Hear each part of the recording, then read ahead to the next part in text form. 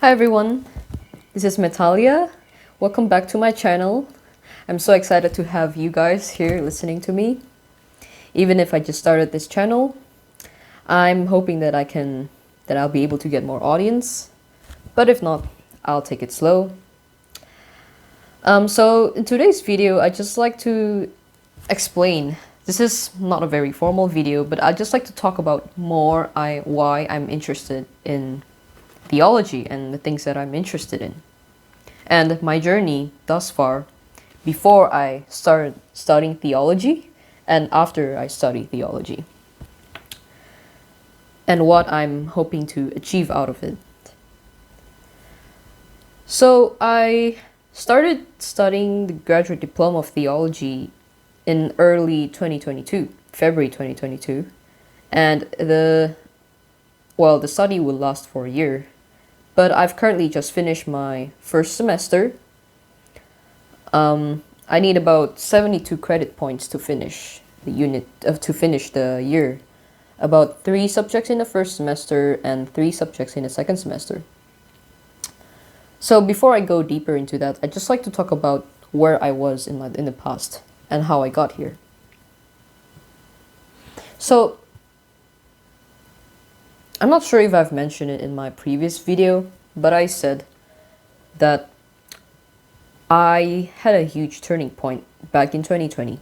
I experienced a huge turning point that was during the lockdown, because I'm Melbourne based, so Melbourne was at a lockdown at the time. I started looking deeper into Western philosophy and understanding the different complexities that arise within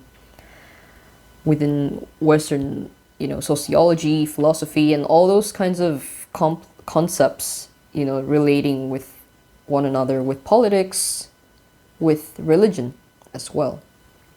Because Western sociology, philosophy, psychology, religion actually correlates with one another. And I stumbled upon Christianity. And I thought to myself, and I realized that after studying Nietzsche and studying his sympathy and dislike towards Christianity, I find myself more interested in Christianity. And then, back then, I was actually still in my bachelor's in animation at RMIT in Australia. I studied about 3 to 4 years, but I didn't do particularly well and I wasn't really interested. I've always liked drawing because I have a tablet here. I've always liked drawing, but I thought I would actually be good as well since I was okay with drawing. I realized that animation was a completely different thing. It was a bit too technical for me, and I realized that I lost a bit of interest in it. Well, not just because of its technicalities, but also because of the politics of the school that surrounded it, which I'll elaborate more in the future. So, other than that, I decided that during that year I'd take myself more seriously, my studies, and I switched from this mindset where I'm going to do art for the rest of my life, solely art, because I was pretty stubborn about it at one point, to actually from art to literary writing skills, to essay writing, and compiling an expression of ideas from documents, spiritual documents, works written by theologians. I figured that it'll actually be a good opportunity for me to dive deeper into theology. Even though my background is different, it took me a while to convince my parents that I can do this. And they accepted it. It's more like they tolerated it, but really they accepted it. My dad especially told me that you can study whatever religion you want, really, as long as you're not too aggressive with it. As long as you're not studying it to provoke other people. And I just wanted to make clear that I'm not starting this channel to side with Christianity and provoke other believers. or convince them to convert to Christianity. Because that's not even my religion. Why do I have to convince people to be a Christian when I'm not even one? So you get my point. And yeah, basically, I feel better than ever studying theology. I have an overall better satisfaction with my experience, with my life, and with my teachers. I communicate more with them because they're interested in the same things that I am. Even though their occupations are completely different, like most of my teachers are reverends or priests or deacons. And the students there, most of them are Christians as well. Because I'm studying at both Trinity and the Catholic campus. And Trinity is Anglican, by the way. So you can actually choose to enroll in different campuses. You don't have to just enroll in your home campus to study.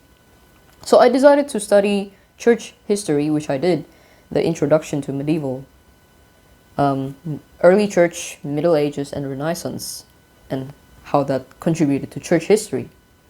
So I studied that in the Catholic school, hoping that I'd actually gain a more, I'm sorry to say, but original perspective from the church.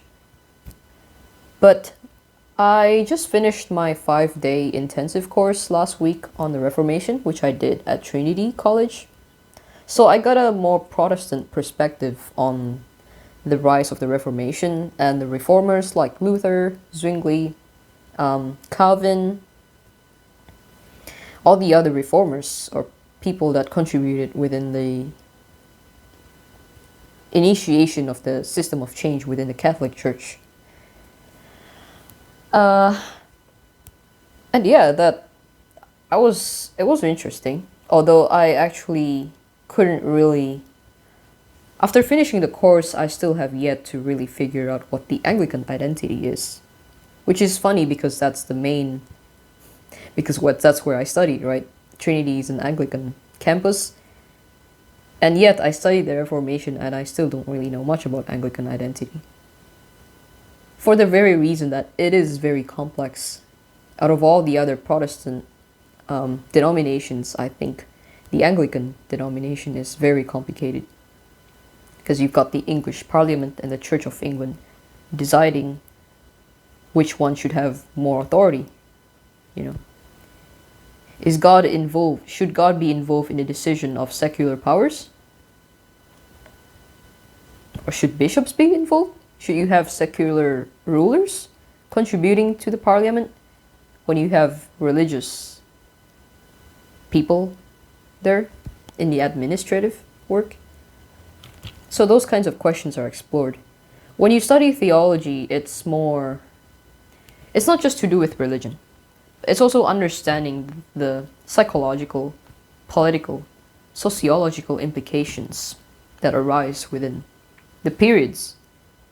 Because you're studying people and events from the past, and you're reviewing it, you're revising it, and trying to exegete. You're trying to put yourself into their shoes, into the people's shoes, and understand their context. And the very last thing that you want to do is to place your modern presuppositions into the ancient context or events of the past. So yeah, it has been a long journey for me. Of course, I have friends and families who react strangely or react positively to my choice of study. But I decided that on that very day when I studied theology, that I'd be more proactive in asking questions, even though there were some mistakes that I made as well. I did let some things slide. Like there were some times where I couldn't really concentrate in doing what I was doing because, sometimes studying history can be overwhelming as well. If you're a really huge history fan, I'm sure that you will understand how it feels. But yeah, there are pros and cons. But the point is, if you want to achieve a goal, or if you want, if you have this dream field of study that you've always wanted to achieve, do not let anyone stop you. It's easier said than done, I know, but you will one day thank yourself. Not trying to brag about myself, but you one day thank yourself why you choose the study that you choose. So that's all. Thank you very much for watching this video, and I hope to see you next time. Peace.